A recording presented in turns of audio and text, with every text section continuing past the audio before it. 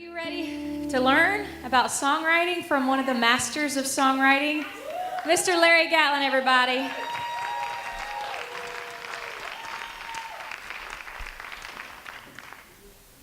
right, if you're just curious, sit back there. If you want to maybe learn something, come up here. I don't want to holler. Come on, come up here. Come on. Yeah, come on. Do you want this in the lap right now, or do you want Yeah, let's come and fill in so I don't have to holler at me. Come on, come up here. If you're curious, go back there. If you want to learn something, come up here. I always like students who want to sit at the front of the class. Thank you. Thank you very much.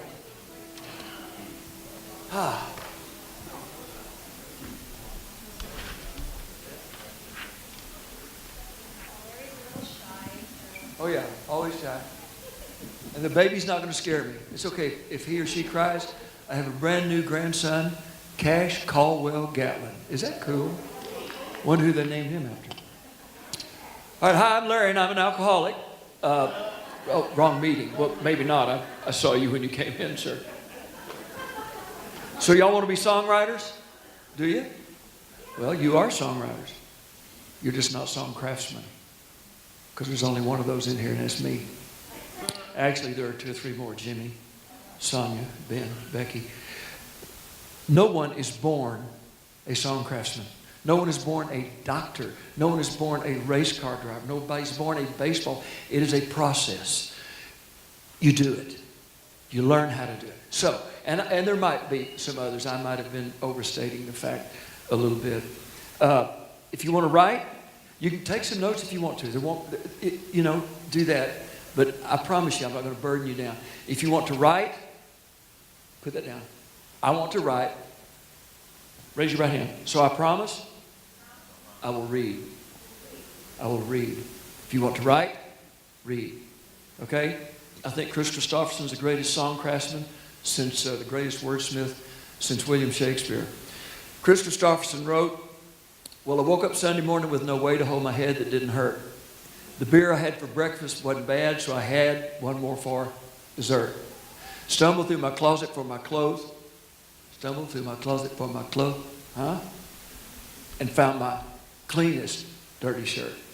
Washed my face, combed my hair, stumbled down the stair. You're not born knowing alliteration, knowing how to do that. Stumble down the stair to meet the day." Okay, do y'all know what kind of rhyme scheme that is? A-A-A-B.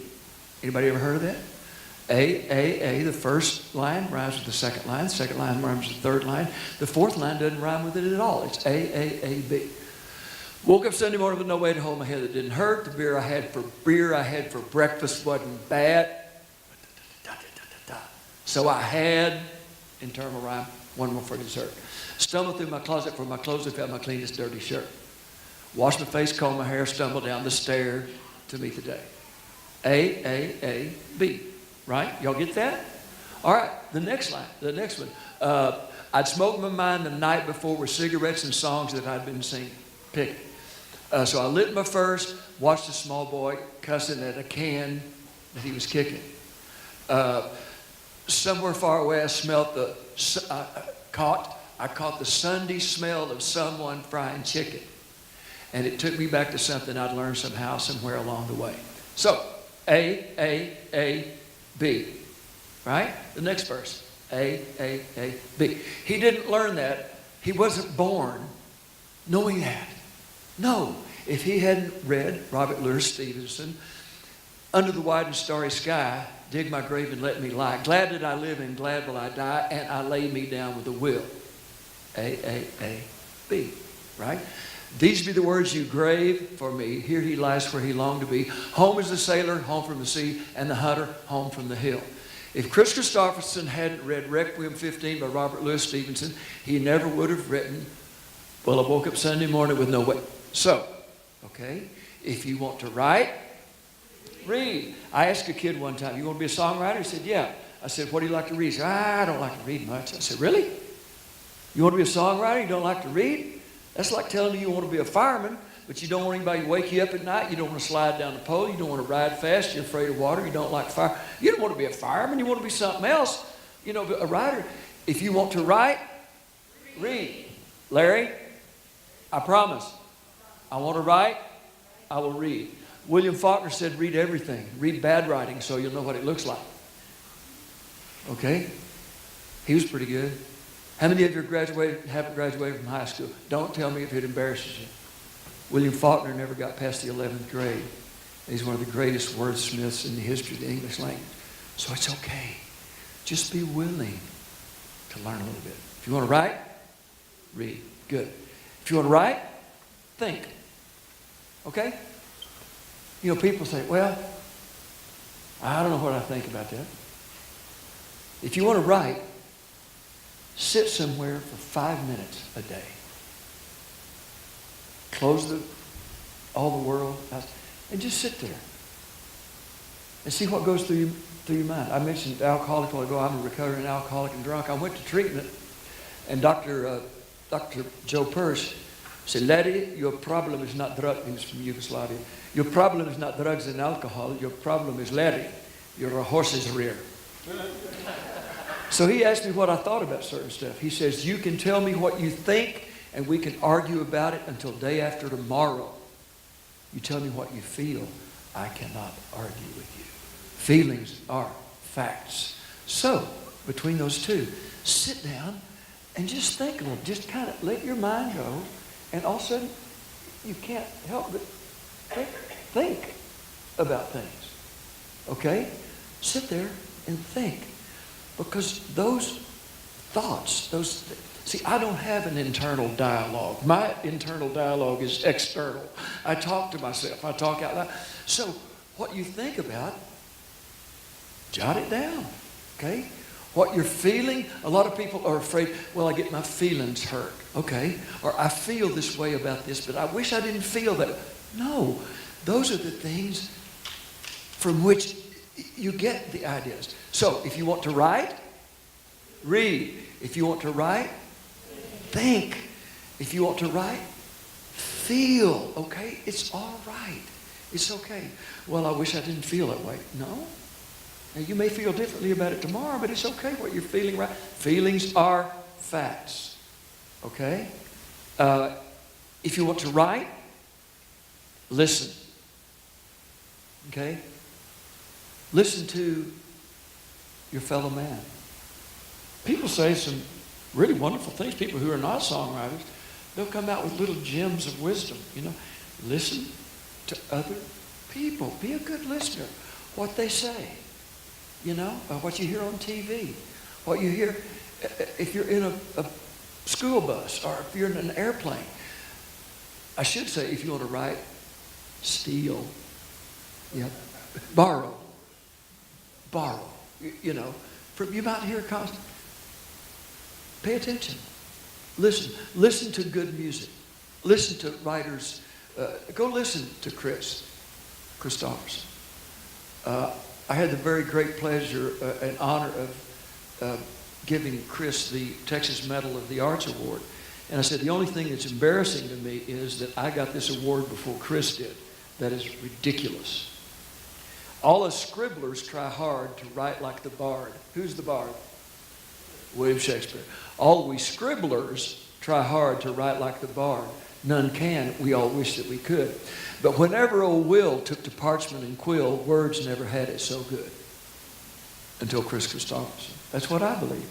Other great ones. Willie Nelson. Well, hello there. You can't help listening to that song. When the evening sun goes down, pay no mind to her, she only wants to play. She's not for you. She's not for you. I mean, if I only had one arm to hold you. Better yet, if I had none at all. If I only had one ear to listen to the phone when you never call. If I only had one leg to stand on, a much truer picture you'd see. 'Cause then I'd more closely resemble the half a man you've made of me. That's a wordsmith. That is a craftsman. That's not just a songwriter. Mickey Newberry, one of the great craftsmen. Well, his daddy was an honest man. Just a red dirt Georgia farmer. His mama spent her short life having kids and baling hay. What? That's craftsmanship. You see, that's craftsmanship. Roger Miller. Two broken hearts, lonely, looking like houses where nobody lives. Two people each having so much pride inside, neither side forgives. The angry words spoken in haste, such a waste of two lives. It's my belief pride is the chief cause in the decline in the number of husbands and wives. Craftsmanship. That's not just songwriting. Anybody can write a song. Not everyone can craft one. So, if you want to write, read. If you want to write, think. If you want to write, feel. If you want to write, listen. Listen to your fellow man. Listen to good music. You know who you really need to listen to? Yourself. Yeah. Listen to yourself. One night, many years ago, I try to pick up my guitar once a day. If it talks to me, sings to me, great. If it doesn't, I go play golf. I do something. I've never had writer's block. Good for a 70-year-old. I've never had writer's block in my life. Writer's block is a tea time at Crockett Springs Golf Course. I honor the craft and love it too much to work at it. I mean, the old deal, the man who loves his job is always on vacation. But it's not work to me. It's a calling. So if I sit here and nothing happens, and I fiddle around, I put it down. That's the way I do it. It may not be the way.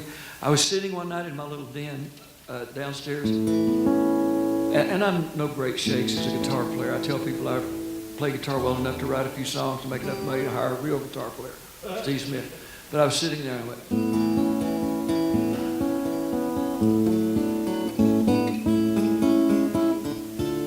I've never hit that chord in my life. It's just squash finger 5 up there, D up there. I said, that's beautiful. You got to write something to that. That is absolutely gorgeous. So I went, blah, blah, blah, blah, blah. It was just drivel. It was, I love you, you love me, oh, how happy we can be. Doo-dah. It was horrible. So I put my guitar down.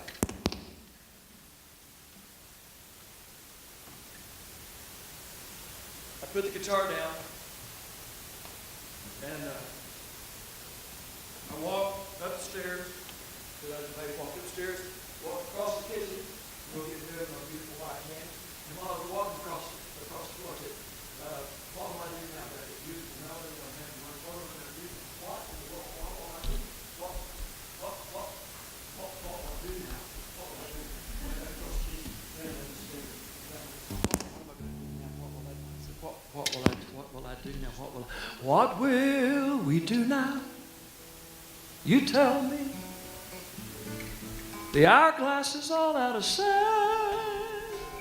How could love slip through our fingers? I just kept going. And leave nothing but time on our hands. And how will we live now, you tell me? With parts of our hearts torn away. Just existing makes dying look easy. I went, ooh. Let's do that one again. Just existing makes dying look easy. I had no hook line. I didn't know where I was going. And just existing makes dying look easy. But maybe tomorrow I've done enough dying today. Oh, woo! That's good. Let's write a second verse. Blah, blah, blah. It was worse than the first verse, so I worked on it about an hour, nothing. So I put the guitar down, went upstairs, walked across the kitchen floor, go get my bed, my wife used to watch that. I'll never be able to sleep now. How am I going to sleep? I'll never be able to go to sleep. I'm not going to be. How am I going to sleep? I'll never go to sleep. How am I going to sleep? Went backstairs again. How will I sleep now? You tell me. with only my arm by my side. Perhaps I'll learn sleeping all over, and just maybe without dreaming this time. And who'll make you laugh now, you tell me, since you've sent your clown on his way. I don't think I'll cry, just die laughing, but maybe tomorrow. I've done enough dying today. Listen to yourself. Listen to yourself. Listen to your inner dialogue. And look, when you're by yourself, I mean, people will think you're a nut if you walk around talking to yourself all the time. But when you're by yourself, talk to yourself. Talk out loud. It's good for you to hear what you think. And the deal about reading, let me go back to it. Listen to yourself about reading. I had great English teachers, great teachers in Odessa. We had a very oil tax base. We had great teachers. And so I was encouraged to love the words, when I was a kid. When I was a kid, we read Grapes of Wrath by John Steinbeck. Saw the movie. My folks had gone from Oklahoma during the Dust Bowl. My grandparents had gone down to Texas. They didn't go all the way to California. I was stopped in a traffic jam at the Hollywood Bowl in 1978, 79. And right in front of me was 1958 Mercury station wagon, the Oklahoma license plates. And they had pots and pans and, kids and suitcases and boxes. And it was the Joad family from Grapes of Wrath. How many of you read Grapes of Wrath by John Steinbeck? All right, go read it. And I had read that many years previous to this. And my internal dialogue, like I say, is external. I said, these poor Okies, they're coming out here, think they're going to get rich and famous. I'm talking to myself in the Hertz rental car. They think they're going to get rich and famous. They're going to find out all too quickly that what? All the gold in California is in a bank in the middle of Beverly Hills in somebody else's name. All in one sentence. All the gold, all in one sentence. I grabbed the Hertz rental car slip, took my pen, wrote it down. The traffic broke up. The light changed. I went over to a meeting in Burbank with Mo Austin at Warner Brothers Records. I came out of the meeting and I sat in the Warner Brothers parking lot and I wrote all the gold in 8 minutes. And 6 months later, it's the #1 country song in the world. Ain't God good? Let's give God a hand. Okay. So what I'm saying is, listen to yourself. So if you want to write, read. If you want to write, think. If you want to write, feel. Don't be afraid of your feel. I shouldn't feel it. No. Get off your own back. Be your own best friend. Use these things as your life experiences. So if you want to write, read, write. Listen. Is that the next one? If you want to write, listen. Listen to your fellow man. Steal from them. Listen to music. But especially, listen to yourself. What's next? If you want to write, listen. If you want to write. That's the next one. If you want to write. Okay? You think carpenters go out and they know how to drive a nail first time they do it? No, they bust their thumb. You just keep doing it. Just keep doing it. It's a what doctors and lawyers practice medicine. That's not comforting. So do it. There's a wonderful book called The Artist Way by a lady named Julia Cameron, and it's healing through the arts. She says that every one of us has something we can do down deep inside us. It may be pottery, or it could be anything. There's an old story about this old boy walked up this ranch house. Old cowboy had on boots and a hat, and got off his horse and walked up the front door and knocked on the door. And the rancher said, "Can I help you?" He said, "Well, I'm looking for a job." He said, "Well, can you do anything? What can you do?" He said, "Well, no. I really can't do much, but I'll try." He said, "Isn't there one thing you can do? I mean, not at all." He said, "Well, there's one little thing I can do." He said, "Well, what's that?" He said, "Well, come out toward the barn." As they went out there, and he took an old cow patty. An old shingle had fallen off the barn, off the roof. So this old boy took that cow patty and he put it on that shingle and he threw it up against that barn, and he goes, Just stood there. That old rancher said, "Pal, I'm going to give you a job." He said, "I've seen a lot of people throw it. I ain't never seen anybody make it stick." We've all got something we can do. All right? We've all got something we can do. I cleaned it up for the kids. We've all got something. But that's something. And you'll find that thing. It may not be songwriting. It might be other kind of writing. Whatever. I have, my two granddaughters are wonderfully talented. I have, one of them's kind of a whack job and the other one's pretty straight down. Campbell, you know what she can do? She has the most tender servant's heart. That may be your talent. That may be, okay? But in the book, Julia Cameron's book, of course, I cry at garage sales, so it's all right. If it's a good one, it has to be a good garage sale, I'll cry. You'll find that thing that you can do if it's not right. Julia Cameron says, if you want to be a writer, get up and write every day. Write 3 pages. 3 pages? That's a lot. She says, write 3 pages. Well, I'll narrow it down to 1. Just write 1. And you'll say, well, I don't have anything to say today. Write that down. I don't have anything to say today. I don't have anything to say today. Keep writing. I have absolutely nothing to say today. I have absolutely nothing to say today, and the clouds are out there, and I'm really mad. I have absolutely nothing to say today except I hate my mother, and I wish she'd die a slow, painful death, and her dog too. It happens. It just happens. Just do it. Honor the craft. Write. Those are your ideas for your songs, because she says with the internal, we have a censor, a gatekeeper that says, you can't show anybody that. They'll laugh at you. You can't. That's not any good. You can't do that. We call it, at our house, we call it the devil. All right? And you know what, folks? The devil walketh about the earth to and fro, seeking whom he may devour. And if the devil keeps you from letting the world see what God has given you, because he's given all of you something. It may just be throwing a cow patty on a shingle up next to a barn and making it stick. Okay? So, right.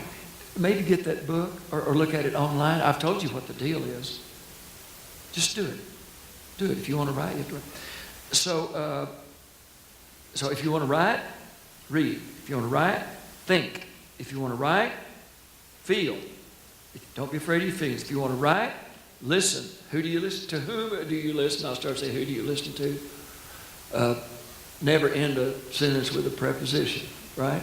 Who do you want to listen to? Yourself. If you want to write, write. If you want to write, erase. I was reading an article in Wall Street Journal. Actually, it's the New York Times. I don't read the New York Times a whole lot, just to see what the enemy's doing. But we call it the Communist Manifesto at our house. But anyway, that's a different story. The same book. And it talked about John Steinbeck. It said William Steinbeck, the first thing he remembers from his father, when he was a child, the first thing he remembered was waking up to the sound of his father, John Steinbeck, sharpening pencils. Said he sharpened 100 pencils every day, put them in a little wooden box, would take them out. He liked the point, So they were Palomino Blackwing pencils. And so I ordered a bunch of Palomino Blackwing pencils. And and now I'm so, this is an advertisement. I'm now a salesman for them. I give more of them. I'm not really a salesman, but I give more of them away. But you sharpen it over that end a little bit when it's brand new, because the blade's a little bigger. Then you real gently do that, and it comes out this beautiful point. And I tell people, it's so cool. I wish y'all all could see it. When you first put that point is so sharp. Oh, did you hear that? Did it break? That's when the magic starts to flow. That's when the magic starts. So I use these Palomino Blackwings, and you can Larry.Gatlin@mac.com. And we have Palomino Black Wings. But see, here's, and then you can empty the sharpener. It's just so cool. So I really like these pencils. Do you think that's the most important end of the pencil? Huh? Yeah, the eraser is the most important end. Okay, if you're going to write, you have to have enough courage. First of all, this is hard to explain, but you have to be willing to say something stupid. You know what I mean? And if you're self-conscious about that, that's okay. But learn to throw it out there. Throw it out there. What Roger Miller said, roses are reddish, roses are red, and violets are purple, sugar sweet, and so is maple syrup instead of syrup. It works, right? Maple syrup. So with these pencils, I try to wear it out, and I use them down till it gets about right there where that's kind of hitting me in the fingers like that, and then I'll put it over in another box, and I'll give it to kids so they can do it. But when I'm wearing out that end, and a lot of times I wear that end out of it too. So what you do, you squeeze it real good, and you pull it out, and it's got more eraser. And then you take it out. You see that? And you squeeze it like that, and then you put it back in, and you got more eraser. Is that cool? I try to wear this end out because that's important. If you don't have enough courage to objectively look at your work. I didn't change one line in All of Golden California for 20 years. I mean, one song of the year at the ACM, it didn't change for 20 years. And then all of a sudden I realized I had one word that was wrong.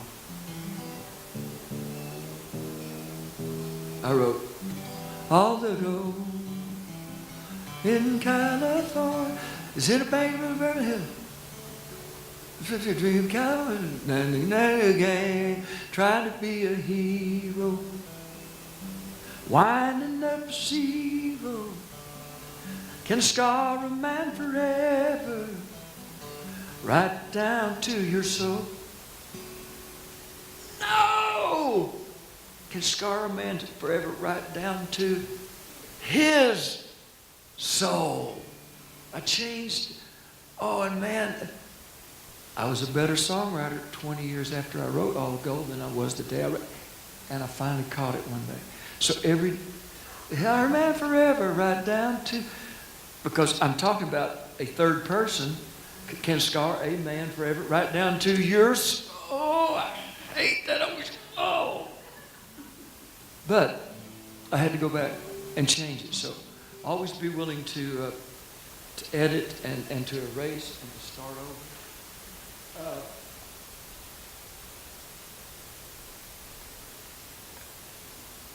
Read.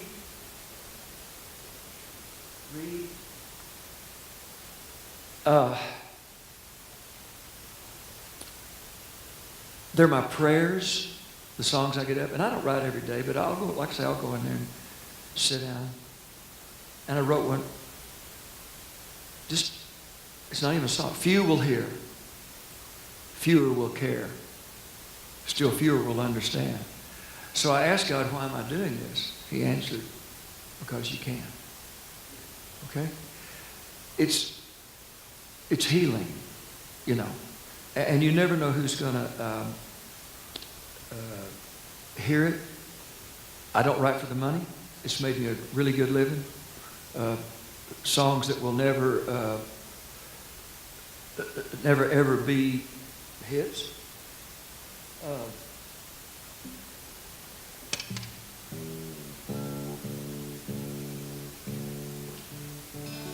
May December love affair, it's fair to say more often than not, do not survive the spring. April is the cruelest month, so the poet said. Who was the poet? T.S. Eliot. April is, first line of Wasteland. April is the cruelest month, so the poet said. But here's the thing. I think I know I love her, at least I know I think I do, if truth be told. I've got to take the chance because things are the way things are. Think it's time to bring my heart in from the cold. Nobody's ever going, that's too sad. Nobody's going to do that. They don't know who the poet is. You know, it just, few will hear, few will care, still fewer will understand. I asked God, why am I doing this? He said, because you can. If you want to be a good neighbor, no, the best way to be a good neighbor is mind your own business. The poet once said, good neighbors are made by good fences. Who's that poet? Robert Frost. Best thing you can do for the kingdom of God is uplift your downtrodden brother. The best thing you can do for your kids is love their mother. All right? That ain't ever going to be a hit. I can say it ain't if I want to because I know better. But you do it anyway. You do it anyway. So if you want to write, read. If you want to write, think. If you want to write, feel. If you want to write, listen. If you want to write, write. If you want to write, erase. And if you really want to write, rewrite. Okay? Have the courage to sit down and objectively, do it. And don't turn down any idea. If it comes to your head, jot it down, put it on something. I'm rearranging my sock drawer alphabetically by color. Just another. I'm rearranging my sock drawer alphabetically by color. Just another ugly vital thing I've got to do since I lost you. Since I lost you. And you took your little do-wacka-do, wacka-do, wacka-do, wacka-do with you, lost you. Since I lost you, I'll do anything I have to do, whoever I need to do. Rearranging my sock drawer alphabetically by color, I don't even know what that means, but I'm afraid I'm just a figment of my own imagination, because only someone just like me could ever dream me up. I'm a 14-karat cuckoo living in color animation. A cross between the silver chalice and a Dixie cup. I don't know. I'm getting weirder by the minute from things I ain't been smoking and things I ain't been smoking and reality is blowing me away. I've been searching for me everywhere from Vegas to Hoboken. If you see me, kindly tell me I went that way. You see, all my bread ain't hardly done. If it were, I'd still be one brick shy of the number it takes to make up a load. My hair just died of jet lag and I'm zipped inside my hanging bag. So check this bag of Nashville Porter. God, I love the road. I don't know. Boogers and snot. So don't turn anything down. So do it. Do it because you love it. I tell people, here's the way I look at it. Do it because you love it. Give yourself X amount of time, 5 years, 10 years, whatever, and to do it, and do it because you love it, not for the money. Do it. Then if you become a hit songwriter or what, then you're ahead of the game. If you haven't become a hit songwriter, you can't lose because you loved it. I got my heart absolutely broken. Maybe that's two. No? Larry, that's your feeling. So go. An incredible songwriter who's in the Hall of Fame, Songwriters Hall of Fame, which I'm not. Do I want to be? Yeah, I want to be. Socrates said that the fewer my wants, the closer I am to the gods. Well, I just think there's one God, and that God, in Galatians, Paul said, God forbid that I glory. saving the cross of Jesus Christ. So, if I get to be in the Hall of Fame, that'll be great. But if I don't, I've loved every minute of this. It's what I love, and do it. So, do it because you love it. You can't. My heart felt a pang. Maybe it wasn't totally broken, but I felt like an arrow. A few months ago, when an incredible songwriter, I said, and I've never been a big co-writer. Somebody asked Roger Miller why he didn't co-write, and Roger said, did Picasso co-paint?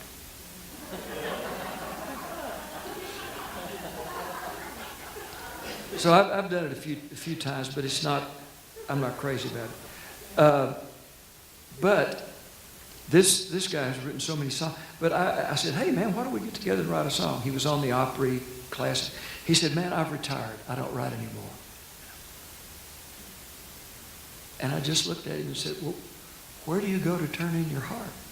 It came out before I shouldn't, because I was and we laughed about it. But he has such a great bit. Where do you go to stop doing that? That was his experience, and that was what was right for him at the time. I can't imagine that. But what I'm saying, do it because you love it, not for the money. If it's meant to be, fine. If you want, at that time, quit, say, well, that wasn't, that's fine. You will have enjoyed it, and it will be something that you can have forever. So I encourage all of you, respect the art of it. And if you want to just do it for fun, that's fine too. If you don't want to be a professional, do it. You'll be surprised what comes out. So I encourage you. I hope all of your dreams come true. All of my dreams did not come true. They did not. The dreams that did not come true were somebody else's dreams. Okay? I wanted to be an Imperial more than anything, try it for the Imperials. I didn't get the job. But I met Dottie West. She took me to Nashville. And 5 years later, I won Song of the Year for Broken Lady. So, Larry Bastian wrote that great song for Garth. Thank God for unanswered prayers. So the dreams that don't come true are somebody else's dreams. Write, honor the craft, and have fun. It's hard business if you want the business part of it, because nobody in Nashville wants to listen. Guess what? I can't get my songs to Miranda Lambert. She has gatekeepers who they're not going to let me in. In fact, it would be easier for a lot of y'all to do it if you went to Nashville and bang on the door, because I've got baggage. My publisher, who owns 180 of my songs, 28 of them that won BMI awards, 9 of them that had Grammy nominations, 1 of them that won it, have had those songs recorded by Barbra Streisand, Elvis Presley, Tom Jones, Johnny Cash. He said to me, I said, are you going to work my songs? He said, Larry, it's old business. There's the new kids said 75% of the songs last year were written by 6 people. I said, well, get me in that. He said, Larry, they're not. I said, what? He said, look at your hair. Now, discriminating me because of my age is against the law in the United by God States of America. And they ain't heard the last of my little West Texas yet. Yeah, it's never far from me, my friend. But that's another subject. But like I say, young people coming to town, you probably have a better chance. Oh, that's old business. That's Gatlin's old crap. Somebody already did that. So I encourage you, honor the craft. Read, listen, think, feel, write, rewrite, all that. And I hope your dreams come true. Thanks. Bye. And we're going to, Sonia and Jimmy and Becky and Ben, we're going to let you ask some questions. So come on up here, because these are song craftsmen, craftswomen, and craftspersons. They know how that works. Come on, Jimmy. Come on, y'all. Yeah, sing. I did write that one. Yeah. What key is that in?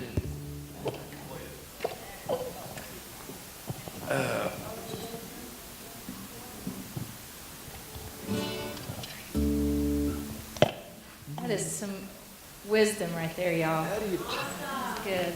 Good stuff. I think it's an E, because D's too. You know, I'd like to comment, I don't do this much, but like what you just said about the white hair and the whole writing thing. I'd also like for all of you young people to take that home with you, because the most discouraging thing that I've heard lately is coming out of Nashville and country music. Some of it. Jimmy's one of the rare people, and the wisdom and the talent of the songwriting that is coming out of this guy right here, and the depth of the music, and then that he can bring to the table, and then all this, yeah, Jimmy, you could even talk about this better than I can. It's just nothing but noise. It has no depth, it has no roots, and it has no meaning. And you young people have that opportunity to change that if you want to be songwriters. Write songs and take his wisdom and his ideas, and even Jimmy's, because what the world needs now are good-rooted, deep-felt, heartfelt, anointed songs. They don't even have to be religious, but just good songs. Don't you agree, Sonia? It's like, phew. It's almost a compliment Oh. to Jimmy. Oh my goodness. Times are changing.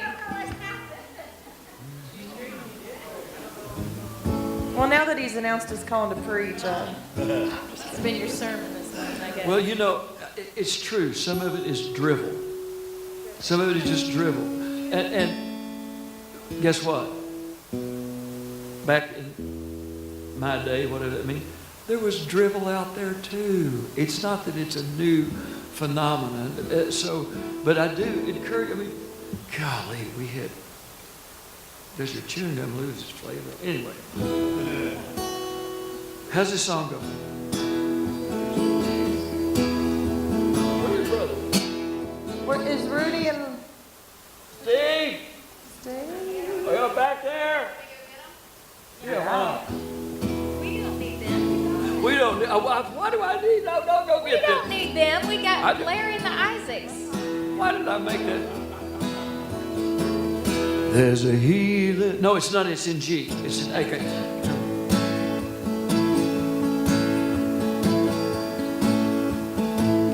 There's a healing stream that's flowing down from a higher place above, a healing stream where heartaches drown.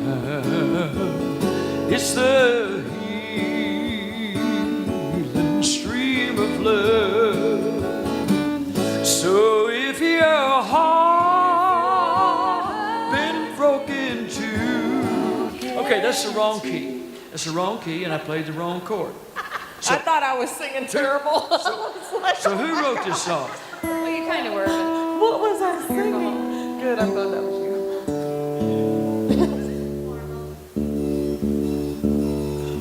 There's a healing stream. That's it.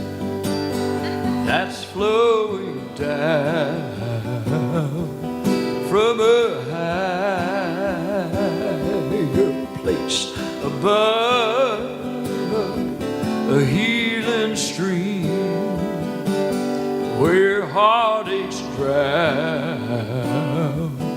It's the healing stream of love. So if your heart's been broken too, and you need a new heart from above, dear friend, all I say to you is wade right out in the middle of the healing stream of love. Well, I've been to the stream that's flowing down, so I know what I'm speaking of. It was in that stream where my heartaches drown, in that healing stream of love.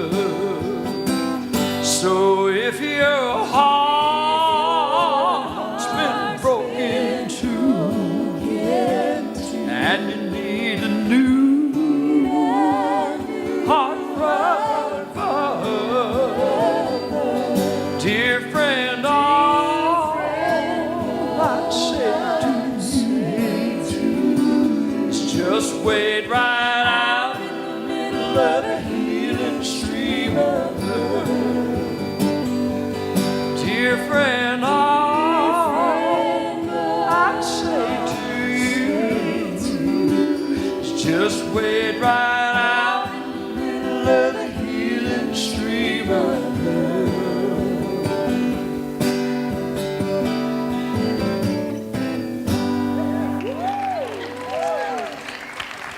They are so wonderful. I love this. We've looked forward to it. So I guess what we ought to do, I don't know how much time we have. Do you have some questions? We're all, I mean, you know, it's, yes, ma'am.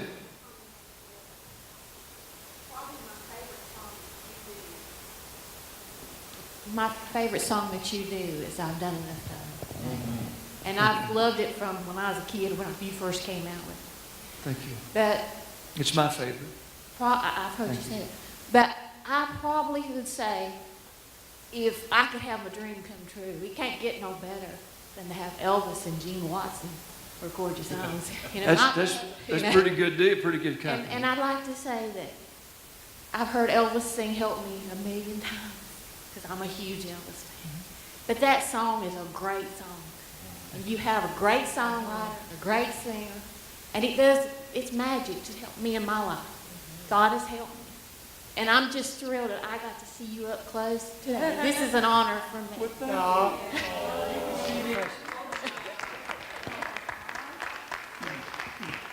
We appreciate you coming out like this, and just being down to earth with people like us. You know, this has been great.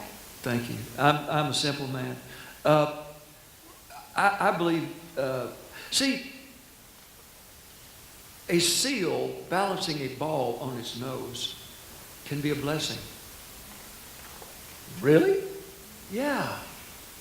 You go to the circus and you've been plowing the field all day and you scraped up enough money to bring your family and you're entertained and you're uplifted that's a blessing. That's okay.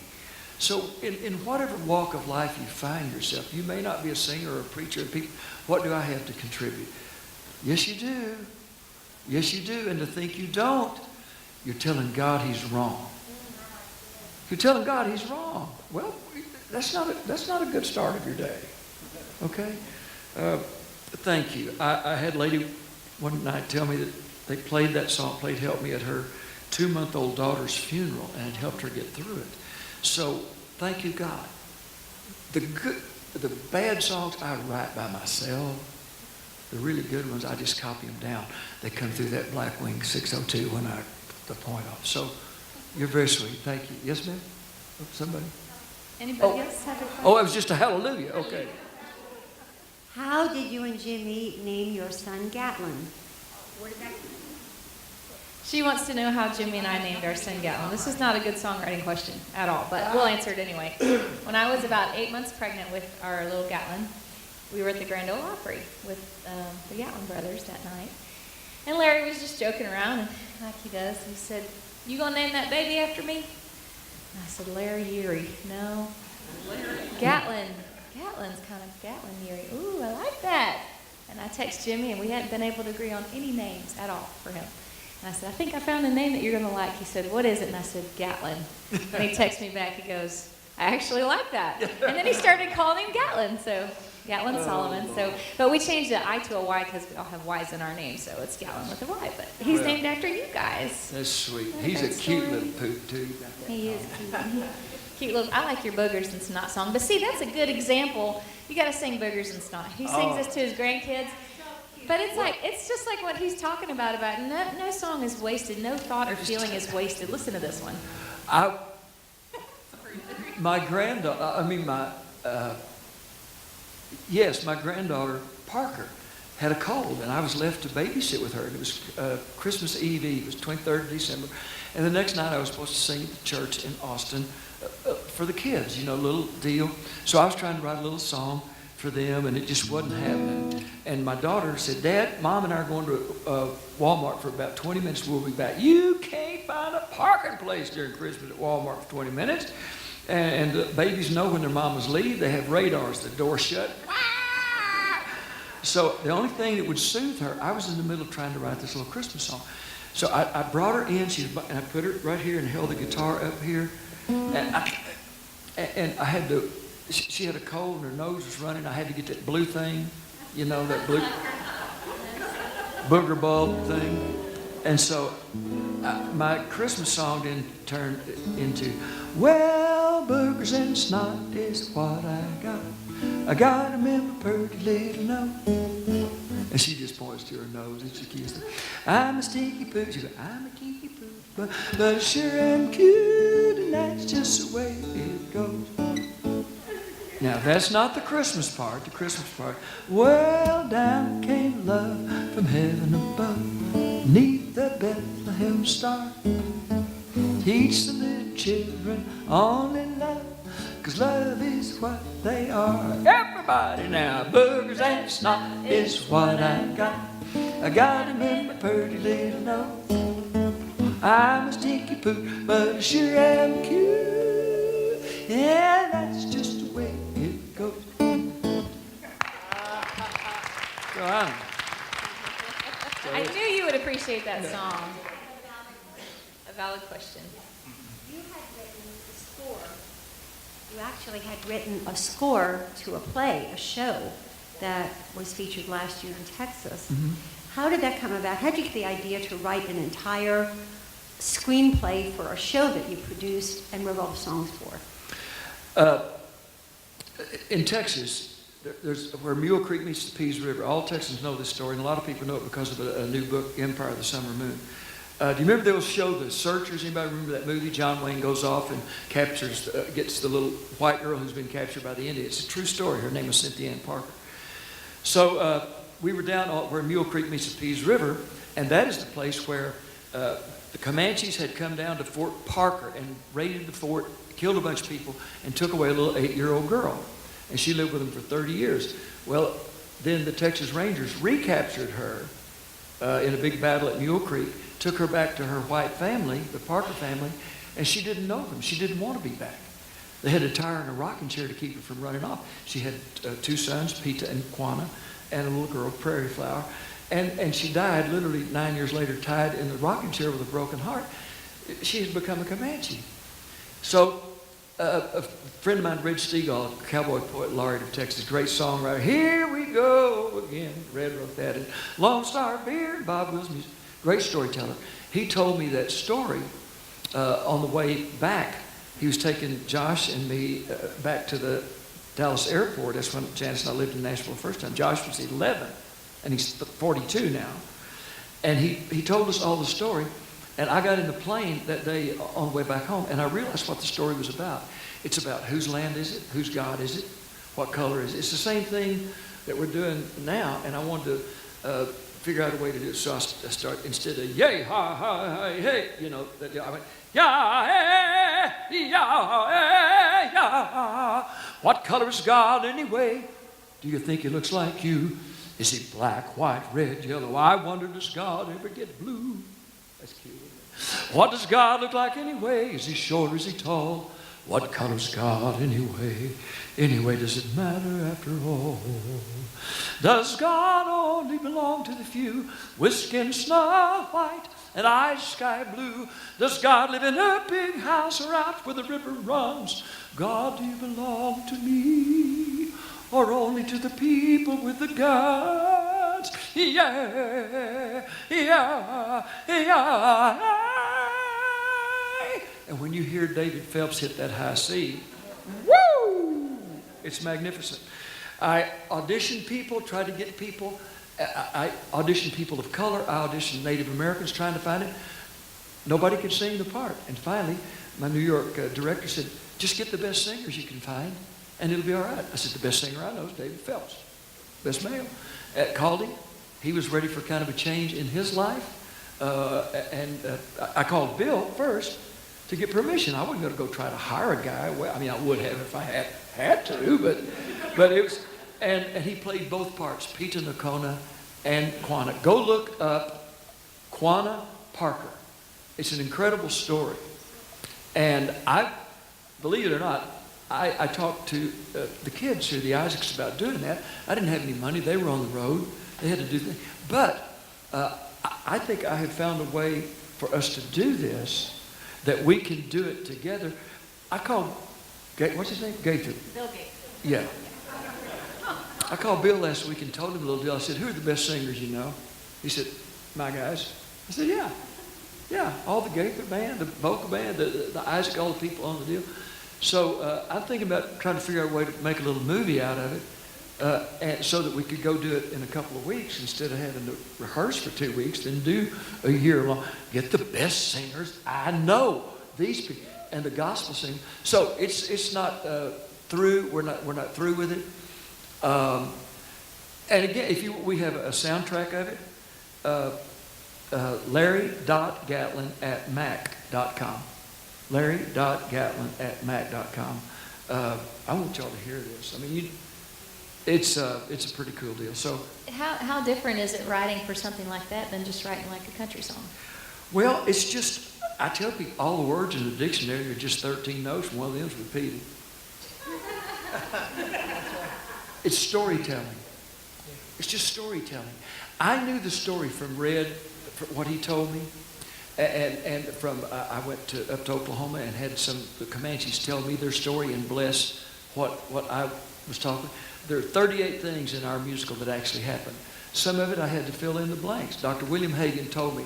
He's a professor emeritus of history at Oklahoma, and he was a scholar, specialist in Quanah Park. I said, Dr. Hagan, life does not unfold in 2 acts with an intermission, a 10:30 ballad, and a finale. It doesn't unfold that way.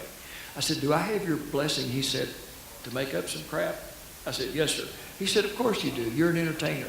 I'm a historian. I can only tell what I know.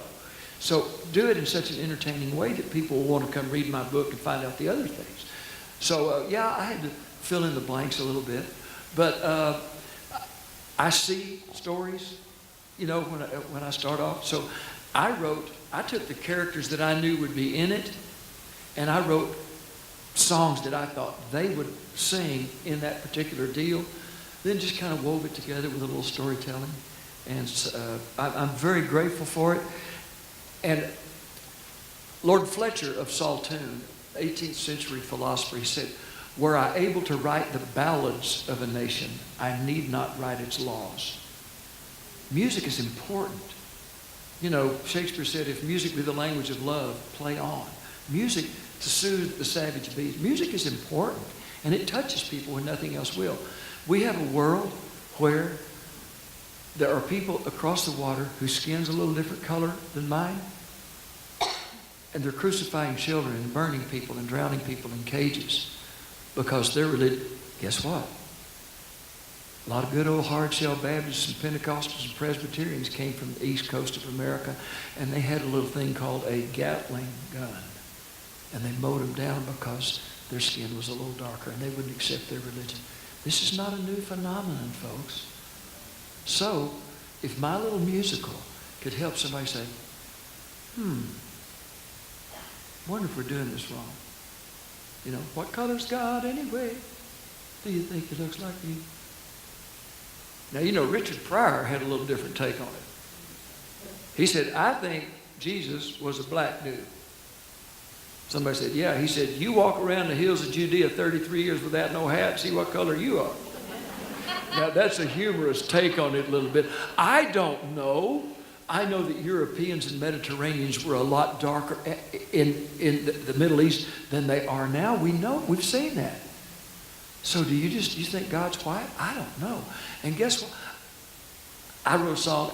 I kind of feel like John, the God that I believe in looks a whole lot like John Wayne. You know? But if God looks like Oprah Winfrey, that's okay with me. It's not my job to figure that out. That is his or her or whatever that great spirit is. So if we musicians can kind of soothe some hurt feelings and bring a little, there is a balm in Gilead. If we can bring a little of the balm to these hurt wounds and souls. So that's the way I feel about it. Yes, ma'am. I worked in birth and I worked in death at the end of life. And one thing that I taught all through my career is the breath of life doesn't come in with any color, and the breath of life does not go out in any color. So that changed a lot of people in my life, whether they were dark, whatever color they were, I could work with them because there is no color in the breath of life. See, the last breath, your first breath has no color. Your last breath doesn't either. Da da ba ba da da da da, given by the Father. Da da ba da. I knew he was going to write that. I was sitting there thinking, He's writing it down. You better get her name there. She just gave you that. you just had your first 5-way, 1, 2, 5, 1, 3. 4, 5. We know you're not much on co-writing, Larry, but what are you doing later? Oh, I'm going to write it. I'm going to give her 10%. No, that's. Hold on. We got to record this. We're recording. Also, at Weirsdale and the Orange Blossom, we've watched you 3 times there. So, and the Isaacs as well.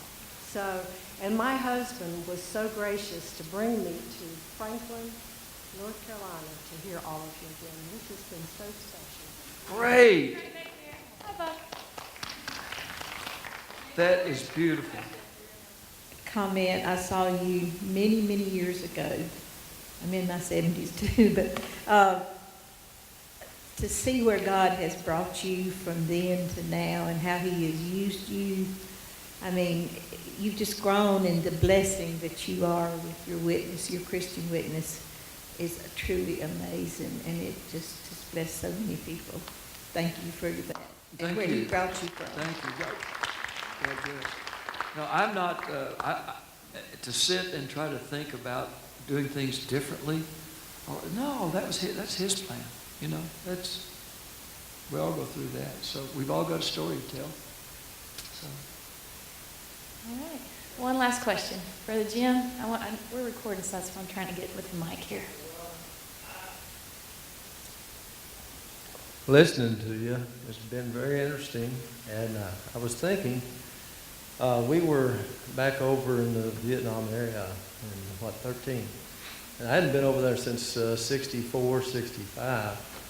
And you talk about color, some of those kids, capitalism is alive and well over there. They run on your tour bus. You'll see them here, and before that tour bus can get to the next stop, they're on their little motorbikes, T-shirts, sunglasses. But so many of them over there are covering their face to try to keep it white, bleaching themselves to try to keep it white. And I was thinking about color. They've got a beautiful country. And some of the places, Vung Tau, which was like a resort area, it's ultra resort now. And it was, of course, I went to Hong Kong on my R&R. But I'll tell you what, I thought about that, and I thought, well, they're trying to be like us, and here we lay in the sun trying to be like them. Well, how's that work? Well, good luck. Well, first of all, thank you for your service. Cash Caldwell Gatlin, my little grandson.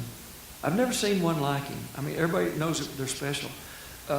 His mother, my daughter-in-law, had the water birth, where they, there's no slapping on the rear end. They had them in water, and they had raised this child. I call him the professor. He just kind of looks at me. I asked Josh, I said, Josh, y'all been here 3 days, and he hadn't cried 5 minutes. He said, Daddy, he hadn't cried 5 minutes in 7 months he's been alive. He'll fidget a little bit, when it's time to eat, or he needs to poop or go to sleep. But he's just the most serene little child. And he'll be doing something, and I'll get my guitar. Jesus, and he goes. The other day, I sang Jesus Loves the Little Children, and sang Jesus Loves Me, This I Know, and his eyes did not blink for 2 minutes. How simple is it? Red and yellow, black and white, they are precious. Down south, they used to teach that song. White and white and white and white, they are precious in the sight.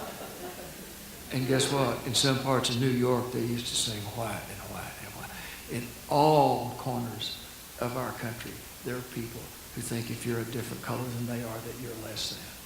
So we're all colored people. I'm colored white. Some are colored a little brown, a little black, red, yellow. We're all precious in His sight. So again, thank you for your service. And this one fella had one, then we got to go. I'm about to tinkle.